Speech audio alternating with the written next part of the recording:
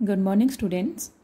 Today we will solve some numericals on the topic rate of reaction. This is lecture number 3. So, first question देखिए. Read the statement. For an elementary reaction, 2A plus B converts into 3C. So, first of all आपको पता होना चाहिए elementary reaction क्या होती है. Elementary reaction is that reaction which takes place in a single step. जो एक ही step के अंदर हो जाती है उसको हम एलिमेंट्री रिएक्शन बोलते हैं.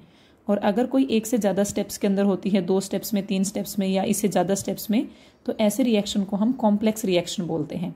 सो यहाँ पे हमें जो रिएक्शन गिवन है 2A + B converts into 3C, ये एक एलिमेंट्री रिएक्शन है. इट मीन्स ये सिंगल स्टेप में होती है. The rate of appearance of C at time t is 1.3 into 10 to the power -4 moles per liter per second. देखिए यहाँ तक हमें गिवन क्या है. यहाँ तक हमें एक तो ये इक्वेशन गिवन है एंड सेकेंड वन क्या गिवन है, rate of appearance of C. अब देखिए अगर हमें rate of appearance of C लिखना पड़ेगा तो हम कैसे लिखेंगे उसको, rate of appearance of C. तो इसको हम सिंबॉलिकल फॉर्म में कैसे लिखेंगे, delta change in concentration of C over delta T. This is rate of appearance of C. और ये वैल्यू हमें गिवन है. कितनी वैल्यू गिवन है ये, 1.3 इंटू 10 टू द पावर -4 मोल पर लीटर पर सेकेंड. ये हमें गिवन है. आगे क्या बोलता है, calculate at this time rate of reaction. कहता है आपने rate of reaction find out करनी है.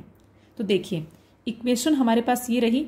इस इक्वेशन को देख के क्या आप इसके लिए रेट एक्सप्रेशन लिख सकते हैं, बिल्कुल लिख सकते हैं. तो हम कैसे लिखेंगे, रेट ऑफ रिएक्शन क्या होगा. ध्यान देने वाली बात यह है कि इस न्यूमेरिकल के अंदर जो इक्वेशन दी हुई है उसमें रिएक्टेंट्स और प्रोडक्ट्स के नंबर ऑफ मोल्स डिफरेंट है.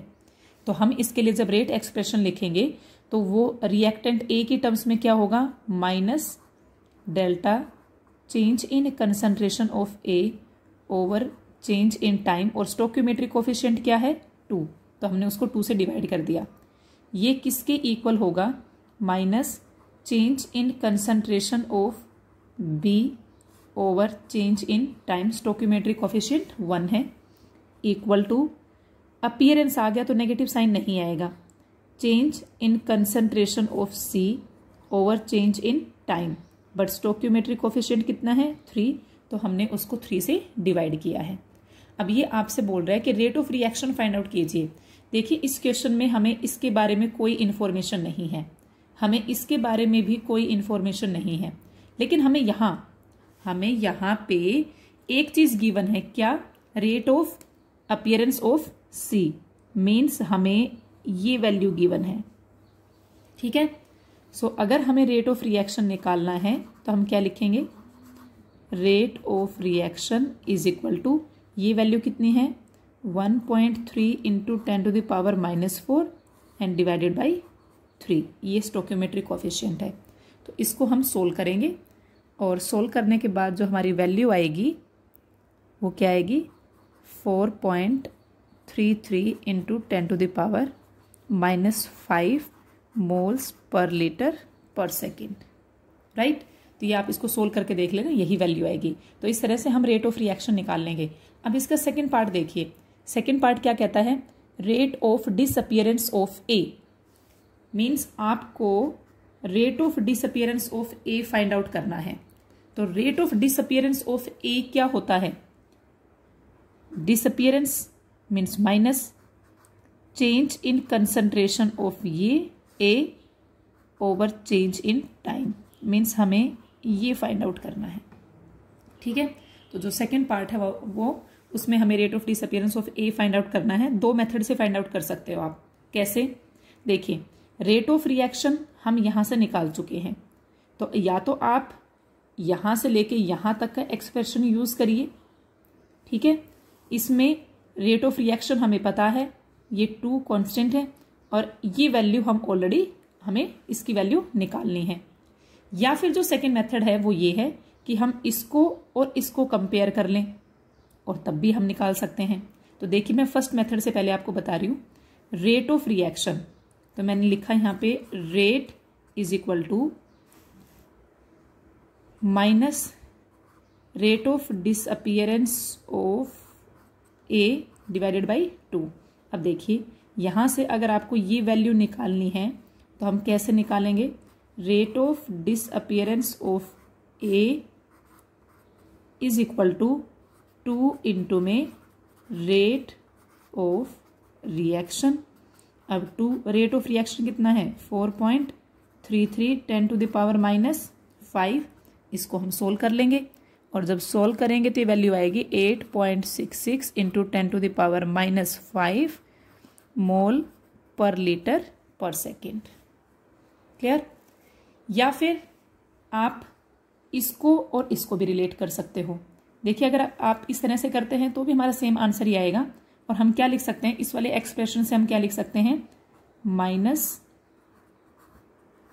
Change in concentration change in time divided by 2 is equal to rate of appearance of C divided by 3। And if you want to find out this value, तो ये हमारे पास value क्या आ जाएगी, ये हमारे पास value आएगी 2/3 of rate of appearance of C. और rate of appearance of C कितना है 1.3 इंटू 10 टू द पावर -4। तो आप इसको भी सोल्व कर सकते हैं और जब आप इसको सोल्व करोगे तो भी ये वैल्यू यही आएगी। ठीक है, तो ये हमारा फर्स्ट क्वेश्चन था। अब हम नेक्स्ट क्वेश्चन की तरफ चलते हैं। काफ़ी अच्छा क्वेश्चन है, नेक्स्ट पढ़ते हैं। For the decomposition of nitrogen pentoxide N2O5 at 200 degree Celsius. देखिए हमें यहाँ पे क्या गिवन है, हमें first of all equation given है, नाइट्रोजन पेंटोक्साइड डिकम्पोज होके बना रहा है N2O4 एंड हाफ O2। और क्या गिवन है, टेम्परेचर गिवन है, कितना 200 डिग्री सेल्सियस। अगर हम इसको केल्विन में चेंज करें तो ये वैल्यू कितनी आ जाएगी, अगर आप इसको 273 इसमें ऐड करना तो ये आपके पास आ जाएगा 473 केल्विन। ठीक है, आगे पढ़ते हैं। कहता है if the initial pressure is 114 mm। देखिए इनिशियल प्रेशर, इनिशियल का मीनिंग क्या होता है, जब टाइम क्या हो 0, और 0 पे प्रोडक्ट्स तो बनते ही नहीं है, और अगर प्रोडक्ट्स नहीं बनेंगे तो इसका मतलब उनका प्रेशर क्या होगा 0। यहाँ पे रिएक्टेंट्स प्रोडक्ट सब गैसीय स्टेट में है, इसलिए हमने प्रेशर टर्म यूज कर ली है। ठीक है, तो यहाँ पे जब टेम्परेचर टाइम 0 हुआ तो वहां पे केवल प्रोडक्ट था, सो प्रेशर भी किसकी वजह से होगा, रिएक्टेंट था तो रिएक्टेंट की वजह से ही होगा। और रिएक्टेंट का जो प्रेशर है वो इनिशियली कितना दे रखा है 114 mm। ये उस टाइम नहीं बने थे तो इन दोनों का प्रेशर उस टाइम क्या होगा 0 होगा। उसके बाद बोलता है after 25 minutes of the reaction. कहता है जब रिएक्शन को होते होते 25 मिनट्स हो गए तब हमने चेक किया और तब क्या मिला, total pressure of the gaseous mixture is 133 mm। कहता है कि जो हमारा गैसियस मिक्सचर था उसका P total means total pressure कितना था 133 mm था। अब आप सोचिए कि आफ्टर 25 मिनट्स हमारे रिएक्शन मिक्सचर में होगा क्या, तो उस टाइम देखिए हमारे पास रिएक्टेंट भी होगा और हमारे पास ये दोनों प्रोडक्ट्स भी होंगे। तो ये जो टोटल प्रेशर आया, ये टोटल प्रेशर उस टाइम जो रिएक्टेंट बचा हुआ था उसकी वजह से प्लस इन प्रोडक्ट्स की वजह से था। ठीक है, मीन्स मैं ये बोल सकती हूं कि आफ्टर 25 मिनट्स इसका प्रेशर कुछ डिक्रीज होगा। और वो डिक्रीज क्यों हुआ है, क्योंकि ये डिकम्पोज होके प्रोडक्ट में कन्वर्ट हो गया। तो अगर ये डिक्रीज हुआ, कितना डिक्रीज हुआ, मैं मान लेती हूं कि ये डिक्रीज हो गया P, तो ये कितना बचेगा 114 माइनस P। राइट, नव स्टोक्योमेट्री देखिए, 1 mole of N2O5 form 1 mole of N2O4। तो अगर इसका प्रेशर डिक्रीज हुआ है P तो इसका कितना इंक्रीज हो जाएगा, इसका इंक्रीज होगा P। राइट, यहां देखिए 1 mole of N2O5 form half molecule of oxygen. तो अगर इसका प्रेशर हुआ है P कम तो इसका कितना प्रेशर इंक्रीज होगा, इसका इंक्रीज होगा P/2। ठीक है, तो आफ्टर 25 मिनट्स अगर हम देखते हैं तो हमारा जो टोटल प्रेशर होगा वो ये वाला प्रेशर प्लस ये और प्लस ये के इक्वल आएगा। ठीक है, तो अगर हम इसे सोल्व करते हैं, देखिए P टोटल क्या है 114 माइनस P, ये वाला प्रेशर प्लस P, ये वाला प्रेशर P/2 और किसके इक्वल आ गया, ये 133 mm के इक्वल आ गया। यहाँ पे P से P cancel and on solving this we get P की वैल्यू, स्मॉल p की वैल्यू कितनी आई है 38 mm। राइट, अब देखिए अगर ये वैल्यू 38 mm आई है तो हमारा रिएक्टेंट इनिशियली उसका प्रेशर था 114 mm, तो आफ्टर 25 मिनट्स कितना हो जाएगा, देखिए आप, तो आफ्टर 25 मिनट्स वो 114 माइनस 38 mm हो जाएगा। क्लियर, अब आगे देखते हैं, कहता है calculate the average rate of reaction in atmosphere पर मिनट। अब एटमोस्फियर पर मिनट के अंदर और हमें यहाँ पे प्रेशर कितना किसमें दे रखा है, mm के अंदर, तो ये कहता है कि आप एवरेज रेट निकालिए। चलो हम निकालते हैं। अगर मैं एवरेज रेट निकालना चाहूं तो रेट एक्सप्रेशन क्या कहता है, देखिए रेट आप रिएक्टेंट के टर्म्स में भी निकाल सकते हैं और आप प्रोडक्ट के टर्म्स में भी निकाल सकते हैं।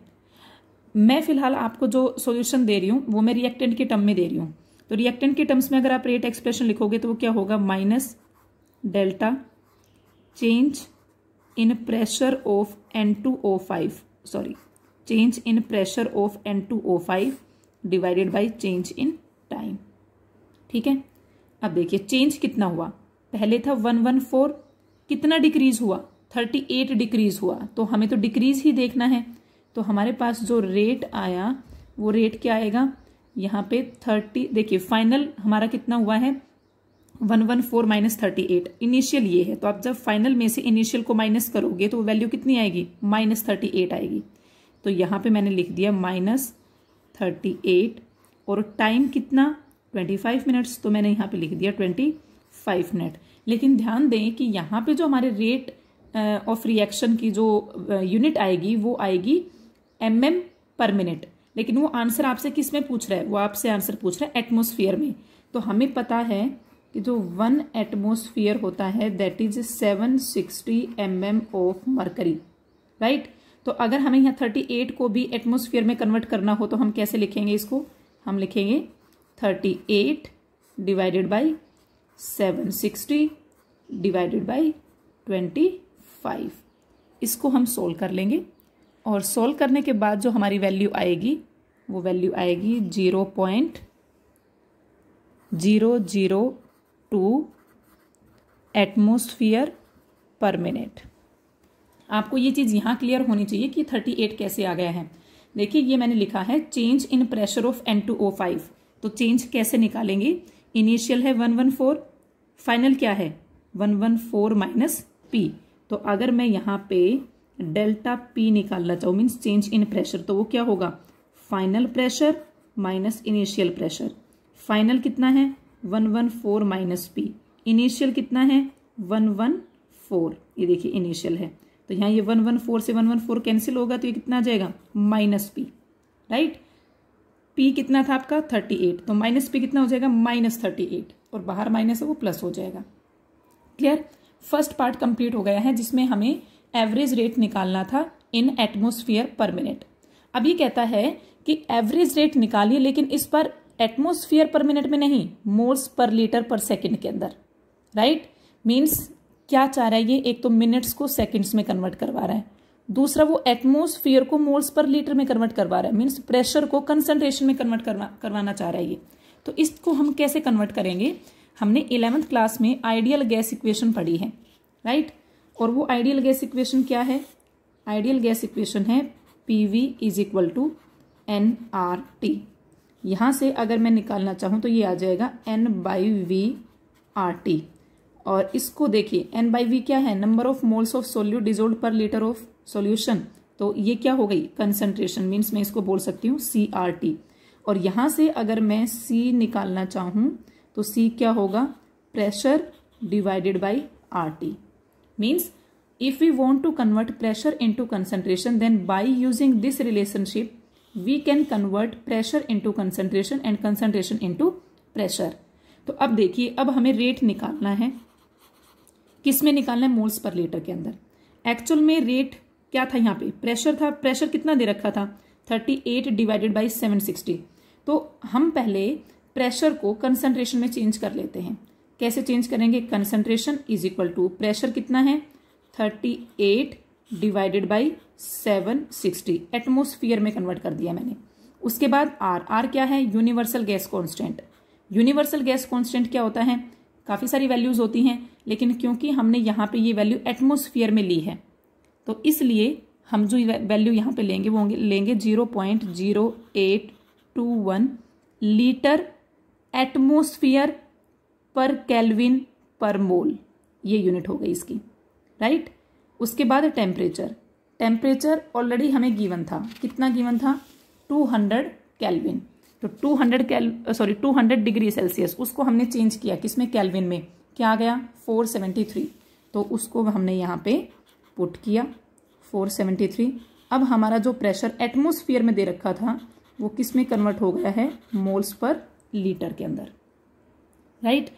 ये कंसंट्रेशन की वैल्यू रेट में आप पुट करिए, तो ये क्या आएगा? रेट क्या है आपका?